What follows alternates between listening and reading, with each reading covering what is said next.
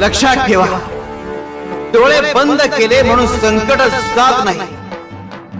संकट आल्याशिवाय डोळे उघडत नाही. राग आल्यावर जोरात थांबलं आणि चूक झाल्यावर जोरात नमलं तर जगातील सारी संकटे आपोआप दूर होते. हे मनाशी करून ठेवा. शिवर शंकर नमामि शंकर शिव शंकर शंभो. हे गिरिजापती भवानी शंकर शिव शंकर शंभो.